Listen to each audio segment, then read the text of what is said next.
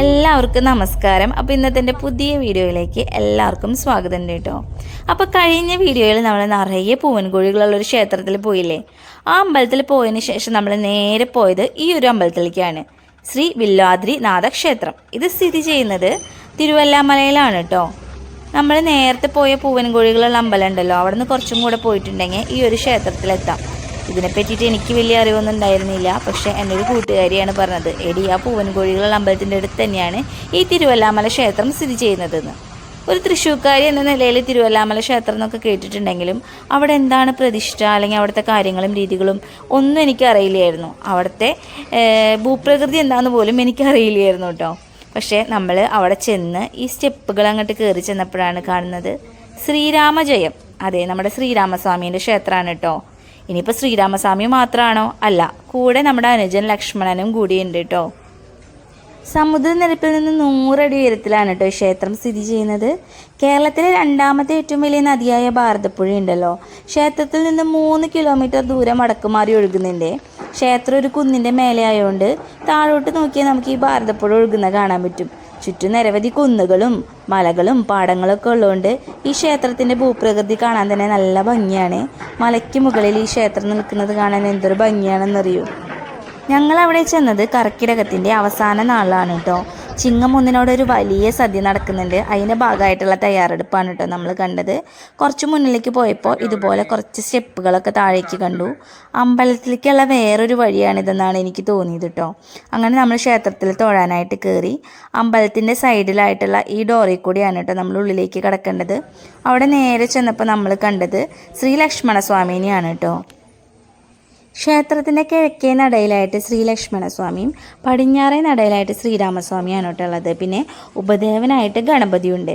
അപ്പോൾ ഈ ക്ഷേത്രത്തിനൊരു വിശ്വാസമുണ്ട് കേട്ടോ. ക്ഷേത്രത്തിൻ്റെ അടിഭാഗത്ത് വലിയൊരു ഗുഹയാണെന്ന് വിശ്വസിക്കപ്പെടുന്നു. ഒരു പാറേൻ്റെ മേലെയാണല്ലോ ഈ ക്ഷേത്രം ഉള്ളത്. അവിടെ ഒരു സ്വർണ്ണ വില്ലമരം ഉണ്ട്. ഇത്ര വില്ലമരം എന്ന് വെച്ചാൽ നമ്മുടെ കൂവളാണ് കേട്ടോ. അങ്ങനെ ഈ സ്ഥലത്തിന് വില്ലമല എന്ന് പേര് വന്നു. പിന്നീട് വില്ലമലയിൽ ദേവസാന്നിധി ഉണ്ടായപ്പോൾ തിരു കൂട്ടിച്ചേർത്തിട്ടാണ് തിരുവില്ലമല എന്നാക്കിയത്. പിന്നീട് അത് തിരുവല്ലാമലയായി മാറിയിട്ടോ. തിരുവല്ലാമല സംസ്കൃതീകരിച്ചിട്ടാണ് വില്ലാദ്രിയായിട്ട് പേര് വന്നത്. പിന്നീട് പ്രതിഷ്ഠ വില്ലാദ്രിനാഥനെന്നും അറിയപ്പെട്ടു. അതേസമയം വിണ്ടമലയാണ് വില്ലമലയായതെന്നും ചിലർ ചൂണ്ടിക്കാട്ടുന്നുണ്ട് കേട്ടോ. ഈ ക്ഷേത്രം ഇരിക്കുന്ന കുന്നാണ് ശരിക്കും വില്ലാദ്രി. എന്നാൽ അടുത്തുള്ള മൂരിക്കുന്ന്, ഭൂതന്മല എന്നീ മലകളെയും ഇതിനോടൊപ്പം ചേർത്ത് വില്ലാദ്രി എന്ന് തന്നെയാണ് കേട്ടോ പറയുന്നത്. ഇതെല്ലാം ഒറ്റ മലയായിരുന്നെന്നും പിന്നീട് വിള്ളലുണ്ടായ സമയത്ത് പ്രത്യേക മലകളായതെന്നുമാണ് കേട്ടോ വിശ്വാസം. ക്ഷേത്രത്തിന് താഴെയായിട്ട് സരസ്വതി കുണ്ട് എന്ന് പറഞ്ഞിട്ടൊരു ക്ഷേത്രമുണ്ട്. അവിടെ കാണുന്ന വിള്ളലുകൾ ഇതിൻ്റെ സൂചനയാണെന്നാണ് പറയപ്പെടുന്നത്. ഇനി ഈ അമ്പലത്തിൽ തൊഴാൻ പോയപ്പോൾ എനിക്കുണ്ടായ ഒരു അനുഭവത്തെപ്പറ്റി ഞാൻ പറയട്ടെ. ഇതെനിക്കുണ്ടായ ഒരു അനുഭവമാണ്. കേൾക്കുന്നവർക്ക് എങ്ങനെയാണെന്ന് എനിക്കറിയില്ല. പക്ഷെ ഇന്നും അത് ഓർക്കുമ്പോൾ എൻ്റെ കണ്ണെന്നറിയാറുണ്ട്.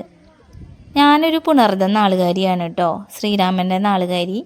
അതുകൊണ്ട് തന്നെ രാമഭക്തിയാണ്. അപ്പോൾ ഈ കർക്കിടക മാസത്തിൽ എല്ലാവരും നാലമ്പലം തൊഴാൻ പോകുന്നുണ്ടെന്ന് കേട്ടപ്പോൾ എനിക്കും മനസ്സിലൊരാഗ്രഹമൊക്കെ ഉണ്ടായിരുന്നു കേട്ടോ. പക്ഷെ ഇപ്പോൾ കുറച്ച് തിരക്കൊക്കെ ആയിരുന്നു. അതുപോലെ തന്നെ നാലമ്പലം തൊഴാന്ന് പറയുമ്പോൾ കുറച്ച് പണിയുള്ള കാര്യമാണ്. അപ്പോൾ അതുകൊണ്ട് തന്നെ നമ്മൾ അതിനെ പറ്റിയിട്ട് വല്ലാണ്ട് ചിന്തിക്കാനൊന്നും പറ്റിയില്ല. മക്കളുടെ എക്സാമും അതുപോലെ തന്നെ ഞാനിപ്പോൾ ജോലിക്കൊക്കെ പോകുന്നുണ്ട്, കുറച്ച് തിരക്കും കാര്യങ്ങളൊക്കെ ആയതുകൊണ്ട് എൻ്റെ ആ ഒരു ഒരാഗ്രഹമായിട്ട് തന്നെ മനസ്സിൽ കിടന്നിട്ടുണ്ടായിരുന്നു. അപ്പോൾ ഞങ്ങൾ ഈ അമ്പലത്തിൽ പോയത് കർക്കിടകത്തിൻ്റെ അവസാനത്തെ ദിവസമാണ് കേട്ടോ. അതായത് പിറ്റേ ദിവസം ചിങ്ങൊന്നാണ്. അപ്പോൾ തീരെ പ്രതീക്ഷിക്കാതെയാണ് നമ്മൾ ഈ അമ്പലത്തിൽ എത്തിയത് കേട്ടോ. കാരണം കോഴികളുടെ അമ്പലം കാണാൻ വേണ്ടിയിട്ടാണ് ഞങ്ങൾ പോയത്. അപ്പോഴാണ് തിരുവല്ലാമല ക്ഷേത്രം എടുത്തിട്ടുണ്ടെന്ന് അറിഞ്ഞതും ഇങ്ങോട്ടേക്കൊക്കെ വന്നത് കേട്ടോ. വന്നപ്പോഴാണ് അറിയണത് ഇവിടെ രാമൻ്റെ പ്രതിഷ്ഠയാണെന്നും കൂടെ ലക്ഷ്മണനും ഉണ്ടെന്ന് കേട്ടോ. അപ്പോൾ കേട്ടപ്പോൾ എനിക്ക് മനസ്സിന് ഭയങ്കര സന്തോഷമായി. കാരണം ഞാൻ ഭയങ്കരമായിട്ട് ആഗ്രഹിച്ചിട്ട് നടക്കാതിരുന്നൊരു കാര്യം നടക്കുകയാണല്ലോ, അല്ലെങ്കിൽ ഇവർ രണ്ടുപേരെങ്കിലും കണ്ട് തൊഴാൻ പറ്റിയില്ലോ എന്നുള്ളൊരു ആശ്വാസം എനിക്ക് വന്നു കേട്ടോ ഈ കർക്കിടകത്തിൽ. അങ്ങനെ ഞാൻ തൊഴുത്. അപ്പോൾ ആ ഒരു മനസ്സിൽ ആ ഒരു സന്തോഷവും കുഞ്ഞു സങ്കടവും വിഷമൊക്കെ ഇങ്ങനെ ദൈവം സാധിച്ചു തന്നല്ലോ, ഭഗവാൻ സാധിച്ചു തന്നല്ലോ എന്നുള്ളൊരു സമാധാനമൊക്കെ ഉള്ളിലുണ്ടായിരുന്നു. ആ സമയത്ത് അത്യാവശ്യം നല്ല തിരക്കുണ്ട് കേട്ടോ. തൊഴുത് ഞാൻ രാമൻ്റെ മുന്നിലെത്തി.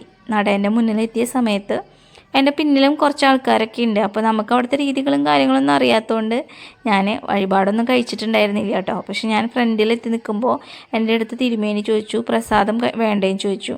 അപ്പം ഞാനിങ്ങനെ വിചാരിച്ചു എൻ്റെ തൊട്ട് പിന്നിലൊക്കെ ഒരുപാട് വഴിപാട് കഴിച്ച ആൾക്കാരൊക്കെ നിൽക്കുന്നുണ്ട്, അവരെടുത്താമെന്ന് വിചാരിച്ചു. അപ്പോൾ പുഷ്പാഞ്ജലി വേണ്ടേ അല്ലെങ്കിൽ പ്രസാദം വേണ്ടേന്ന് പിന്നെയും ചോദിച്ചു. അപ്പോൾ ഞാനും ശ്രദ്ധിച്ചില്ല, അത് എൻ്റെ അടുത്തല്ല എന്നുള്ള രീതിയിൽ തിന്നു. മൂന്നാമത് എൻ്റെ മുഖത്തേക്ക് നോക്കി ചോദിച്ചു കേട്ടോ. അപ്പോൾ എൻ്റെ അടുത്ത് തന്നെയാണെന്ന് മനസ്സിലായി. അപ്പം ഞാൻ എന്നിട്ട് എൻ്റെ കയ്യിലേക്ക് ആ പ്രസാദം നിന്നപ്പോൾ ഞാൻ കൈ നീട്ടിയത് വാങ്ങിയിട്ടോ. എനിക്കെന്തോ അതൊരു വലിയ അനുഗ്രഹമായിട്ട് തോന്നി. അതായത് ഞാൻ ഭയങ്കരമായിട്ട് ആഗ്രഹിച്ചിരുന്ന ഒരു കാര്യം, എൻ്റെ സാഹചര്യം കൊണ്ട് നടക്കാണ്ട് പോയൊരു കാര്യം ആ ഒരു ദിവസം നടന്നതും, പിന്നെ ഭഗവാൻ തന്നെ പ്രസാദം എനിക്ക് നേരിട്ട് തന്ന പോലെയാണ് കേട്ടോ എനിക്ക് തോന്നിയത്. അപ്പോൾ അതെനിക്ക് ഭയങ്കരമായിട്ട് എൻ്റെ സങ്കടം വന്നു. എനിക്ക് ആ സമയത്ത് ഭയങ്കരമായിട്ട് കണ്ണിങ്ങനെ നിറഞ്ഞ് ഒഴുകാൻ തുടങ്ങി. അപ്പോൾ ആ സമയത്ത് ഞാൻ തൊഴുതിങ്ങനെ വരുമ്പോൾ ഇവരൊക്കെ ആദ്യം തൊഴുതു പോയി. അപ്പോൾ പിന്നാലെ വരുന്ന എൻ്റെ കണ്ണ് നിറഞ്ഞിരിക്കുന്ന കണ്ടപ്പോൾ എൻ്റെ മോനോട് ചോദിക്കുക, അമ്മേൻ്റെ കാലും ആരെങ്കിലും ചവിട്ടിയോ, അതുകൊണ്ടാണ് കരയണേന്ന് കേട്ടോ. പക്ഷെ എനിക്കതൊരു വല്ലാത്ത അനുഭവമായിരുന്നു. അങ്ങനെ രാമായണ മാസത്തിൻ്റെ അവസാന ദിവസമായതുകൊണ്ട് അവിടെ കുറേ കലാപരിപാടികളൊക്കെ ഉണ്ടായിരുന്നു കേട്ടോ. ഈ തിരുവാതിരക്കളി അവിടെ നടക്കുന്നുണ്ടായിരുന്നു. കുറച്ച് നേരം കണ്ടു. പിന്നെ അവിടെ നമ്മുടെ ശ്രീരാമസ്വാമീൻ്റെ പ്രിയ ഭക്തനായിട്ടുള്ള ഹനുമാൻ സ്വാമിക്ക് വേണ്ടിയിട്ടൊരു ചെറിയ ക്ഷേത്രം ഉണ്ടായിരുന്നു. അതുപോലെ തന്നെ നമ്മുടെ അയ്യപ്പസ്വാമിക്ക് വേണ്ടിയിട്ടുണ്ടായിരുന്നു. അയ്യപ്പസ്വാമീൻ്റെ തൊട്ടടുത്ത് തന്നെ നമ്മുടെ ശിവഭഗവാനും പാർവതി ദേവിയും ഉണ്ട് കേട്ടോ. അതായത് അച്ഛൻ്റെ അമ്മേൻ്റെയും കൂടിയാണ് അയ്യപ്പസ്വാമി ഇരിക്കുന്നത്. അതുപോലെ തന്നെ നമ്മൾ പോകാൻ നേരത്തെ സ്റ്റെപ്പുകൾ ഇറങ്ങി പോകുമ്പോൾ അടുത്തായിട്ടൊരു സരസ്വതി സന്നിധിയും കൂടി ഉണ്ട് കേട്ടോ. പരീക്ഷയ്ക്കല്ല വന്നുകൊണ്ടിരിക്കുന്നത്, അതുകൊണ്ട് സരസ്വതി ദേവീൻ്റെ അടുത്ത് പോയി നന്നായി പ്രാർത്ഥിച്ചാൽ നല്ല മാർക്ക് കിട്ടുന്ന മക്കളോട് പറഞ്ഞപ്പോൾ അവരാദ്യം പോയിട്ടോ പ്രാർത്ഥിക്കാൻ വേണ്ടിയിട്ട്. തൊട്ട് പിന്നാലെ നമ്മളും പോയി തൊഴുതു. അവിടെ ചെന്നപ്പോൾ കല്ലുകൾ ഇങ്ങനെ ഭംഗിയിലടുക്കി പെറുക്കിയിട്ട് ഗോപുരം പോലെ ഉണ്ടാക്കി വെച്ചിരിക്കുന്ന കണ്ടേ. 2 കല്ല് അവരും പറക്കി വെച്ചു കേട്ടോ, മാർക്ക് കൂടുതൽ കിട്ടിയാലോ എന്ന് വെച്ചിട്ട്. പക്ഷേ ഇതിൻ്റെ പിന്നിൽ എന്താണെന്നറിയോ, കല്ലുകൾ ഇങ്ങനെ ഗോപുരം പോലെ പ്രാർത്ഥിച്ചിട്ടുണ്ടാക്കിയിട്ടുണ്ടെങ്കിൽ വീട് പണി കഴിയാത്ത ആൾക്കാരല്ലെങ്കിൽ വീട് പണിക്ക് എന്തെങ്കിലും തടസ്സമൊക്കെ ആയിട്ടുള്ള ആൾക്കാരുണ്ടെങ്കിൽ അത് നല്ല രീതിയിൽ നല്ലൊരു തീരുമാനത്തിലെത്തുന്നതാണ് കേട്ടോ പറയണേ. അതിനുശേഷം നമ്മളവിടെ നിന്ന് പോവുകയാണ് കേട്ടോ. ഒരുപാട് പ്രതീക്ഷിക്കാതെ വന്നൊരു യാത്രയാണെങ്കിലും പ്രതീക്ഷയ്ക്കപ്പുറം ഒരുപാട് നല്ല ഓർമ്മകളും കൊണ്ടിട്ട് നമ്മൾ നേരെ വീട്ടിലേക്ക് പോവാണ് കേട്ടോ. പിന്നെ കാണാം കേട്ടോ ഇനി.